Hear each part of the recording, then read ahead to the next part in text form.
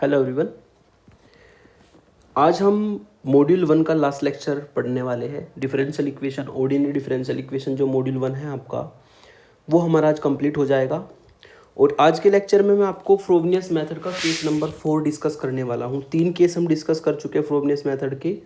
Working rule तो same ही होता है सभी केसेस में, लेकिन जो आपका ये फोर्थ है, इसमें हमारा इंडिशियल इक्वेशन से और क्या कंडीशन होते हैं जिसमें हमें फोर्थ केस की ज़रूरत पड़ती है, उसको ध्यान से देखिए। केस नंबर 4 में व्हेन रूट्स ऑफ, जब इंडिशियल इक्वेशन के रूट्स हम निकालते हैं, roots of indicial equation are distinct, यदि इंडिशियल इक्वेशन के रूट्स हमारे डिस्टिंक्ट आए और differ by an integer, differ by an integer, और किसी एक इंटीजर से उनका डिफरेंस आए, मतलब उनको आप घटाएं, दोनों को सब्ट्रैक्ट करें तो आपको कोई इंटीजर मिले। और थर्ड इसमें जो कंडीशन वो मेन है, वो कंडीशन है कि एंड मेकिंग वन और मोर कोफिशिएंट, मेकिंग वन और मोर कोफिशिएंट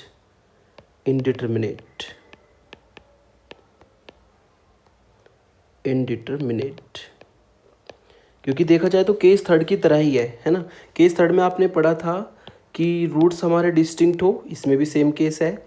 और फिर उसमें लिखा था कि हमारा उनका डिफरेंस आप निकाले तो वो एक इंटीजर आए, यहाँ पर भी डिफरेंस इंटीजर आना चाहिए।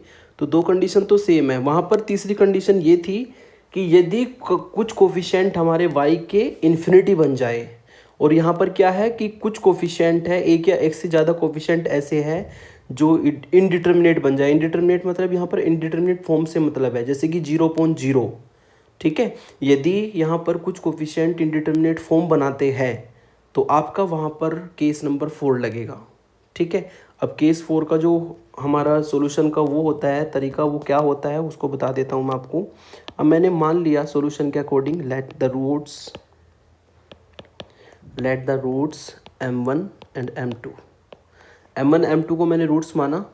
If one of the coefficient,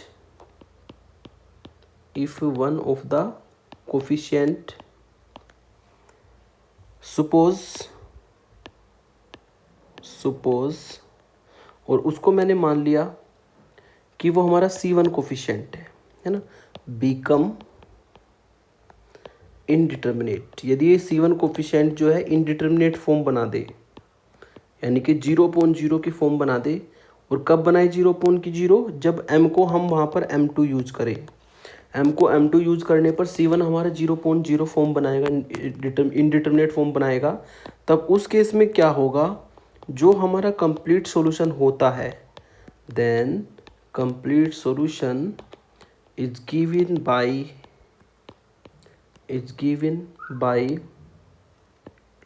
putting m equal to m2। केवल m इक्वल टू m2 से ही आपको कंप्लीट सॉल्यूशन मिल जाएगा इन y में रखने पर एक बात यहाँ पे ध्यान रखना, विच कंटेन्स, और ये जो m इक्वल टू m2 रखने पर आपको y सॉल्यूशन मिलेगा, विच कंटेन्स 2 आर्बिट्रेरी कांस्टेंट, ठीक है। तो ये जो हमें solution m equal to m2 से मिलेगा, जिससे हमारा C1 इंडिटर्मिनेट फॉर्म में बना है, तो इसी से सॉल्यूशन मिल जाएगा। लेकिन जो सॉल्यूशन हमारा होगा वो 2 आर्बिट्रेरी कांस्टेंट रखेगा। और मैं आपको बता दूं कि आपने अभी तक जो क्वेश्चन किए हैं उसमें हमें C0 कांस्टेंट मिलता था कॉमन सब में से, लेकिन यहाँ पर क्या होगा, जो आपका सॉल्यूशन निकलेगा उसमें 2 कांस्टेंट चलेंगे कॉमन, एक C0 और एक C1, ठीक है। तो वही यहाँ पे सॉल्यूशन में कहा है कि यदि कोई C1 जो कोफिशिएंट है वो इंडिटर्मिनेट फॉर्म 0.0 फॉर्म बना दे m इक्वल टू m2 के लिए, तो m इक्वल टू m2 को पुट करने पर ही सॉल्यूशन मिल जाएगा। लेकिन सॉल्यूशन में ध्यान रखना 2 कांस्टेंट हमारे होंगे, आर्बिट्रेरी कांस्टेंट, और जो ज़्यादातर क्वेश्चंस में आपको मिलेंगे C0 और C1 2 कांस्टेंट, है ना। तो क्वेश्चन देखिए, तो क्वेश्चन से आपको क्लियर हो जाएगा। जैसे कि मैंने एक एग्जाम्पल 1 यहाँ पर कंसिडर किया, जिसको मैं यूज़ करता हूँ, सॉल्व इन सीरीज। इस क्वेश्चन को सॉल्व इन सीरीज करना है आपको। क्वेश्चन है हमारा X Y double dash plus 2y dash plus X Y equal to 0। ठीक है, तो सॉल्यूशन हम इसका करेंगे। सबसे पहले जो गिवन डिफरेंशियल इक्वेशन है वो लिखी जाती है, क्योंकि आपने फ्रोबनियस मेथड के 3 केस ऑलरेडी पढ़ रखे हैं, सब में वर्किंग रूल सेम चलता है, तो इसलिए आपको इसमें ज़्यादा टाइम अब नहीं लगना चाहिए। ठीक है, तो ये हमें मिलेगा सॉल्व करके 1y इक्वल टू 0। जो दी हुई इक्वेशन है इक्वेशन 1 उसको डाल देंगे। फिर हमें पी एक्स क्यू एक्स को देखना होता है कि यहाँ पर regular singular point x equal to 0 है या नहीं है। पी एक्स और क्यू एक्स से कैसे मिलेगा आपको, हेयर जो पी एक्स की वैल्यू हमारी मिलेगी वो 2/x होगी और जो क्यू एक्स की वैल्यू होगी वो हमारी 1 है। अगर आप यहाँ पर एक्स पी एक्स की लिमिट निकालते हो एक्सटेंडिंग टू 0 करने पर, तो आपको 2 मिलेगा जो कि एक फाइनाइट वैल्यू होती है ना। एंड यदि आप limit X tending to 0 X square Q X निकालते हो तो क्यू एक्स की वैल्यू 1 रखने पर आपको ये limit X tending to 0 X square मिलेगा और एक्स को 0 रखने पर 0 मिलेगा, जो एक फाइनाइट नंबर होता है। और यदि ये दोनों लिमिट हमें फाइनाइट मिलती है तब हम बोलते हैं therefore X equal to 0 is a regular singular point, is a regular singular point. तो वो वहाँ पर रेगुलर सिंगुलर पॉइंट होगा। और दिस इम्प्लाइज यहाँ पर फ्रोबनियस मेथड जो है, जिसको मैं शॉर्ट में FM लिख रहा हूँ, यहाँ पर फ्रोबनियस मेथड यहाँ पर एप्लीकेबल है। This implies Frobenius method is applicable. तो फ्रोबनियस मेथड यहाँ पर एप्लीकेबल होगा, क्योंकि जब x equal to 0 regular singular point होता है तभी हमारा फ्रोबनियस मेथड लगता है। फिर आगे हम अकॉर्डिंग टू रूल क्या करते हैं कि यहाँ पर मान लेते हैं सीरीज सॉल्यूशन में कि जो समेशन n इक्वल टू 0 से इन्फिनिटी है cn x की पावर m प्लस n, ये इक्वेशन 2 मान के इसको मैं सॉल्यूशन मान लेता हूँ, बी द सॉल्यूशन ऑफ 1। ये इक्वेशन 1 का सॉल्यूशन है। फिर हमें y डैश निकालना होता है। y डैश बहुत सिंपल है, जो कांस्टेंट टर्म है वो सेम रहेगी, x की पावर m प्लस n का डिफरेंशिएशन कर देंगे। ऐसे ही y डबल डैश निकालेंगे तो n इक्वल टू 0 से infinity C N M plus N, तो कॉन्स्टेंट x की power m plus n minus 1 का डिफरेंशिएशन कर देंगे। ठीक है, फिर इन वैल्यू को 1 में यूज कर देंगे। Using these values in equation 1, इन सभी वैल्यूज़ को इक्वेशन 1 में यूज कर देंगे। इक्वेशन 1 जो हमें दी है वो मैं यहाँ पर लिख देता हूँ नीचे, X Y double dash plus 2y dash और प्लस एक्स वाई, ये हमें इक्वेशन 1 दी है। तो इसमें जब आप y डैश और y डबल डैश की वैल्यू रखोगे तो आपको मिलेगा x बाहर, y डबल डैश की वैल्यू है cn m plus n minus 1 x की power m plus n minus 2 plus 2, y dash की वैल्यू है n इक्वल टू 0 से इन्फिनिटी m प्लस cn रह गया हमारा यहाँ पर, cn m प्लस n और x की power m plus n minus 1, फिर प्लस x, y की वैल्यू रख देंगे n इक्वल टू 0 से इन्फिनिटी cn x की power m plus n equal to 0। तो इस डिफरेंशियल इक्वेशन में y डैश और y डबल डैश की वैल्यू रखने पर हमें ये इक्वेशन मिलेगी। इसको थोड़ा सा और सॉल्व कर लेते हैं, है ना। सॉल्व कैसे करते हैं, जो बाहर हमारे x होते हैं उनको अंदर लेके जाते हैं, जो कांस्टेंट टर्म है सबको अंदर ले जाएंगे। तो फर्स्ट टर्म में x को अंदर ले जाने पर n इक्वल टू 0 से infinity cn m plus n और m plus n minus 1 constant तो सेम रहेगा, x की पावर में 1 ऐड हो जाएगा तो पावर बन जाएगी m प्लस n माइनस 1। ऐसे ही 2 को जब अंदर आप ले जाओगे तो ये 2cn m प्लस n और x की power m plus n minus 1 बचेगा। और लास्ट टर्म में जब x को आप अंदर लेके जाओगे तो x को आप अंदर ले जाओगे तो n इक्वल टू 0 से इन्फिनिटी cn x की power m plus n plus 1 equal to 0। ये हमारा सोल्व पर क्या आ जाएगा। फिर अब हम इसमें जो x की power m plus n minus 1 वाली टर्म है उनको मैं कॉमन ले लूँगा दोनों टर्म से। आपका ये दोनों टर्म जिनको मैंने अंडरलाइन किया है इसमें से समेशन भी कॉमन है, cn भी कॉमन है। फर्स्ट टर्म से जो कांस्टेंट टर्म है वहाँ से मिलेगा m plus n, m plus n minus 1, और सेकंड टर्म से मिलेगा आपको प्लस के 2m प्लस n, Cn मैंने कॉमन ले लिया है, और x की power m plus n minus 1, और लास्ट टर्म हमारी यहाँ पर है n इक्वल टू 0 से इन्फिनिटी Cn x की power m plus n plus 1 equal to 0। फिर मैंने आपको बताया था कि कांस्टेंट टर्म में हमें लिखना होता है ना, सॉरी लीनियर फैक्टर में हमें लिखना होता है फर्स्ट टर्म को, तो n इक्वल टू 0 से इन्फिनिटी Cn। यदि आप इसमें यहाँ पर इसको लीनियर फैक्टर में लिखना चाहते हो तो ये बहुत सिंपल सा लीनियर फैक्टर बनेगा, m प्लस n को t मानो, t into T minus 1 plus 2t, ये हो जाएगा टी स्क्वायर प्लस टी, और दिस मीन्स t बाहर t प्लस 1, t की जगह पे m प्लस n है तो आपको ये मिलेगा m प्लस n t की वैल्यू रखने पर, और m प्लस n प्लस 1, ठीक है। ये हमें मिलेगा x की power m plus n minus 1। Linear factor कर लेते हैं m प्लस n को t मान के। सेकंड टर्म में कोई नीड नहीं है, लीनियर फैक्टर है ही नहीं उसमें, तो उसको हम एज इट इज़ रख देंगे। इसको इक्वेशन 3 डाल लेते हैं। इक्वेशन 3 का ही यूज करके हम इंडिशियल इक्वेशन, कांस्टेंट, कोफिशिएंट सब निकालते हैं।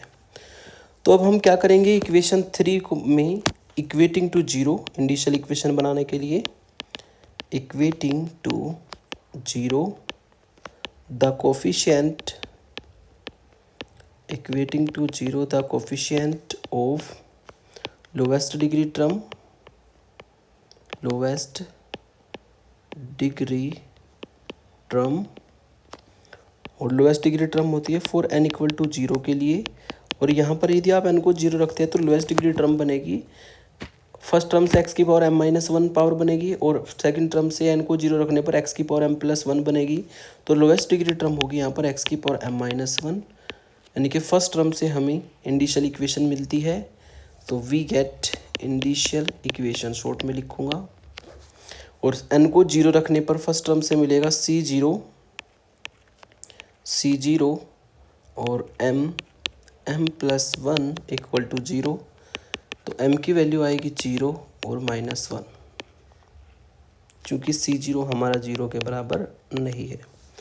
तो रूट्स आप देख सकते हैं कि जो हमारे रूट्स यहाँ पर निकले हैं इंडिशियल इक्वेशन के, वो डिस्टिंक्ट है, और उनका डिफरेंस अगर आप निकालेंगे तो एक इंटीजर आएगा, है ना। तो लिख देते हैं therefore roots are distinct, roots जो है वो डिस्टिंक्ट है, and differ by an integer, differ by an integer, ठीक है। और इंटीजर हम यहाँ पर देख सकते हैं डिफरेंस आएगा, 0 में से -1 को घटाने पर 1 मिलेगा, जो कि एक इंटीजर होता है। फिर इतना काम करने के बाद हमें देखना है कि जो पावर का डिफरेंस है वो क्या है। पावर का डिफरेंस आएगा यहाँ पर m प्लस n प्लस 1 में से माइनस कर देंगे m प्लस n माइनस 1, तो पावर का डिफरेंस 2 आएगा। पावर का डिफरेंस जब 2 आता है तो हमें ओड कोफिशिएंट फाइंड करने होते हैं, है ना। तो अब हम ओड कोफिशिएंट फाइंड करने के लिए इसकी जो नेक्स्ट लोएस्ट डिग्री टर्म है उसमें हम n को 1 रखने के बाद आपको C1 मिलेगा। देख लेते हैं C1 क्या आएगा, है ना। Now equating to 0 the coefficient, equating to 0 the coefficient of next lowest degree term, next lowest degree term, x की पावर m माइनस 1 से जो नेक्स्ट टर्म आएगी लोएस्ट डिग्री, वो हमारी x की पावर m बनेगा। लेकिन यहाँ पर ध्यान रखना, हम n को 1 रखेंगे C1 फाइंड करने के लिए। इससे आपको क्या मिलेगा, वी गेट, यहाँ से आपको मिलेगा C1, n को 1 रखने पर फर्स्ट टर्म में C1 और m plus 1 and m plus 2 आपको मिलेगा इक्वल टू 0। तो C1 की वैल्यू यहाँ पर आएगी 0 अपॉन m प्लस 1 और m प्लस 2। अब अगर आप थोड़ा सा ध्यान दें, आपने ऊपर m की वैल्यू -1 निकाली है, ठीक है ना।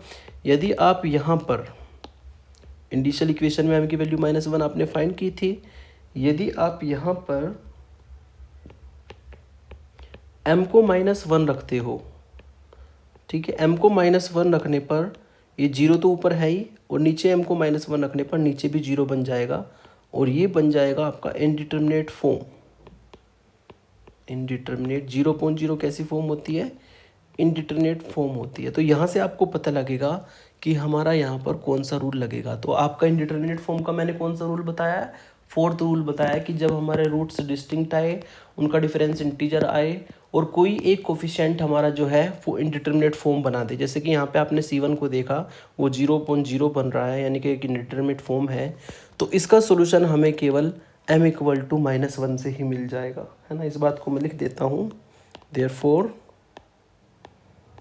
therefore complete solution will be given by putting m = -1 in y में केवल m = -1 से ही सॉल्यूशन मिल जाएगा। लेकिन आपको मैंने बताया था कि ये सॉल्यूशन दो कांस्टेंट रखेगा arbitrary, which contains two arbitrary constant। ठीक है। लेकिन ये जो सॉल्यूशन हमारा निकलेगा, ये दो कांस्टेंट में निकलेगा, एक C0 में और एक C1 में। अब हम इसमें रेफरेंस रिलेशन फाइंड कर लेते हैं। रेफरेंस रिलेशन के लिए नाउ इक्वेटिंग टू 0, है ना। जो जनरल पावर होती है, हाईएस्ट पावर, उसको हम दोनों पूरी इक्वेशन से उसके कोफिशिएंट को 0 रख देंगे। इक्वेटिंग टू 0 द कोफिशिएंट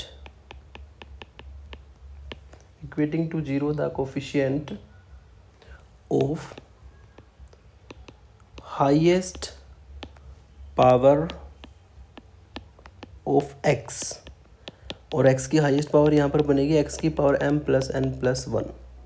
इससे आपको रेकरेंस रिलेशन मिलेगा। वी गेट रेकरेंस रिलेशन हमें मिलेगा। और रेकरेंस रिलेशन क्या मिलेगा? x की पावर m + n + 1। अगर सेकंड टर्म में देखें तो Cn उसका कोफिशिएंट है, और फर्स्ट टर्म में x की पावर m + n + 1 बनाने के लिए मुझे n की जगह पे n + 2 रखना पड़ेगा। तो n + 2 रखने पर मिलेगा आपको Cn + 2 m + n + 2 और m + n + 3। ये मैं वहाँ पर डायरेक्ट लिख देता हूँ। Cn + 2 इंटू में आपको मिलेगा m + n + 2 और m + n + 3, और प्लस सेकंड टर्म में तो Cn ही आएगा = 0। ओके। फिर हम इसमें क्या करेंगे? एक रेफरेंस रिलेशन हमें मिलेगा Cn + 2 = -1/m + n + 2 m + n + 3 and into में Cn, और n की वैल्यू यहाँ पर चलेगी 0 1 2 3 ... ये हमारी यहाँ पर n की वैल्यू चलेगी। फिर इसमें n को 1 रखा, पुट n = 0। n को यदि आप 0 रखते हो तो इधर से C2 मिलेगा, और n को 0 रखने पर C2 की वैल्यू मिलेगी आपको m + 2 m + 3 इंटू C0। फिर n की वैल्यू हम इसमें 1 रखेंगे। n की वैल्यू 1 रखने पर C3 आएगा। C3 आपको मिलेगा -1/m की वैल्यू 1 रखने पर m + 3 m + 4 C1 आ जाएगा। C1 इंडिटरमिनेट है तो C1 को C1 ही रहने देंगे, है ना। फिर पुट कर देंगे इसमें n को 2, तो C4 मिलेगा -1/m + 4 m + 5, और इस बार हमें क्या मिलेगा यहाँ पर? ये इंटू में C2 आएगा। अब हम C2 की वैल्यू रखेंगे, तो C2 की वैल्यू ऊपर से जब रखोगे तो सभी टर्म प्लस की हो जाएगी, और नीचे आपको मिलेगा m + 2 m + 3 m + 4 m + 5 और इंटू में C0। ओके। तो ये इंटू में हमें C0 मिल जाएगा। फिर हम इसमें n को 3 रखेंगे। n को 3 रखने पर इधर मिलेगा C5 = -1/m + 5 m + 6 इंटू में C3 की वैल्यू ऊपर से रखेंगे तो सभी टर्म प्लस की हो जाएगी, 1/m+3 m+4 m+5 m+6 and this will be your C1 and so on।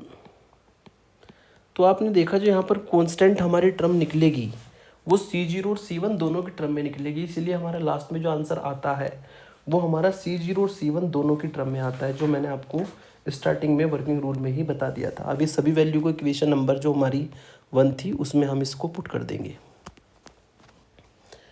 Using these value in equation 2, using these values in equation 2। Equation 2 हमारी थी y equal to summation n equal to 0 से infinity C N X की power m plus n। उसमें से हम x की power m को बाहर कर देंगे और अंदर हमारा बनेगा सी एन एक्स की पावर n। समेशन को ओपन करने पर x की पावर m बाहर रहेगा, C0 plus C1 x plus C2 x square plus C3 x की पावर 3 प्लस C की पावर 4 x की पावर 4 प्लस C5 x की power 5 plus dot dot dot. ये y की वैल्यू मिलेगी। यहाँ पर हम जो वैल्यूज़ रखेंगे C0 C1 C2 C3 C4 की, उससे हमें क्या मिलेगा, है ना। मैं सारी वैल्यूज़ यहाँ पे पुट कर देते हैं ऊपर से। तो y की वैल्यू मिलेगी आपको x की पावर m इंटू में C0 प्लस C1x सेम रहेगा C1x, है ना। फिर जब C2 की वैल्यू आपने निकाली है वो यहाँ पे ऊपर से पुट कर देंगे, 1/m+2 m+3 हमारी वो वैल्यू है, इंटू में C0 x स्क्वायर। C3 की वैल्यू पुट कर देंगे 1/m+3 m+4 इंटू में C1 x की पावर 3 है ना। ऐसे ही plus 1/m+2 m+3 m+4 m+5 और इंटू में C0 x की पावर 4 आएगा, फिर plus 1/m+3 m+4 m+5 m+6 into में C1 x की power 5 plus dot dot dot. तो हमने क्या किया, इसमें सभी कांस्टेंट जो हमने ऊपर निकाले हैं सब की वैल्यू हमने पुट की। अब जब हम यहाँ पर m की वैल्यू -1 से ही हमें सॉल्यूशन मिलेगा, क्योंकि इसी से इंडिटरमिनेट फॉर्म बनी थी। अब हम इसमें m को -1 रख देंगे, है ना। तो जो y की वैल्यू है m को -1 रखने पर x की पावर -1 बाहर आएगा, है ना। लेकिन जो अंदर सॉल्यूशन है वो दो कॉन्स्टेंट्स की टर्म में बनेगा। एक टर्म में से C0 कॉमन आएगी, तो अंदर हम m की वैल्यू जब रखेंगे C0 को कॉमन लेंगे हम किस किस टर्म से, C0 को कॉमन लेंगे हम फर्स्ट टर्म से, थर्ड टर्म से और ये आपकी जो है फिफ्थ टर्म से। तो इनसे अगर आप C0 कॉमन लेते हैं तो ये आपको 1 - x² 1/2 और प्लस x की power 4/1/2/3/4 plus dot dot dot. फिर प्लस बाकी टर्म से C1 कॉमन आएगा, जिसको सॉल्व करके मिलेगा आपको x - x की पावर 3/2/3 x की पावर 5/2/3/4/5 है ना, और प्लस डॉट डॉट डॉट। ये हमें मिल जाएगा हम की वैल्यू -1 रखने पर ऊपर वाली इक्वेशन में। अब अगर आप थोड़ा सा ध्यान दें तो ये हमारा है क्या, y = x की पावर -1 तो बाहर रहेगा, है ना। और ये आपको मिलेगा C0, इसको थोड़ा सा स्टैंडर्ड फॉर्म में अगर लिखे 1 - x² 2 और प्लस x की power 4/4 plus dot dot dot और C1 ये मिलेगा x - x की पावर 3/3 और प्लस x की पावर 5/5 और डॉट डॉट डॉट। अगर थोड़ा सा आपको ध्यान हो तो एक सीरीज़ तो बनेगी हमारी यहाँ पर cos की, यानी कि C0 cos x, और दूसरी सीरीज़ बनेगी हमारी sin x की। तो मैंने इसको C0 cos x और C1 sin x लिख दिया और यही हमारा कंप्लीट सॉल्यूशन होगा। तो आपको केवल m = -1 से ही, जिससे इंडिटरमिनेट फॉर्म बनी थी उसी से सॉल्यूशन मिल जाएगा लास्ट में, और उसी से आपको सॉल्यूशन जो मिलेगा उसमें दो आर्बिट्ररी कांस्टेंट आप देख सकते हैं, C0 भी इसमें है और C1, दो आर्बिट्ररी कांस्टेंट होते हैं। बाकी वर्किंग रूल आपका वही चलता है जो आपको मैंने बता रखा है है ना। यही होगा हमारा which is complete solution, which is complete solution, यही हमारा कंप्लीट सॉल्यूशन होगा। ठीक है, तो ये हमारा मेथड नंबर 4 होता है फ्रोबनियस मेथड का, जो कि हमारा इस मॉड्यूल 1 का लास्ट लेक्चर था, है ना। ऑर्डिनरी डिफरेंशियल इक्वेशन आपकी फिनिश होती है। नेक्स्ट लेक्चर होगा हमारा, नेक्स्ट मॉड्यूल जो हमारा इंटीग्रेशन से रिलेटेड है, जिसमें मैं आपको बीटा गामा फंक्शन और ट्रिसलेट इंटीग्रल, ठीक है, ये पहला मॉड्यूल थोड़ा सा बड़ा था, वो सेकंड मॉड्यूल इतना बड़ा नहीं है, उसमें 3-4 टॉपिक ही है मेनली आपकी, और इम्पोर्टेंट आपका मॉड्यूल है, उसमें अच्छे नंबर आ जाते हैं बच्चों के, तो उसमें आप अच्छे से तैयारी करेंगे मॉड्यूल 2 के लिए, है ना। नेक्स्ट वीडियो मेरी मॉड्यूल 2 की होगी, मॉड्यूल 1 फिनिश होता है। Thank you for watching.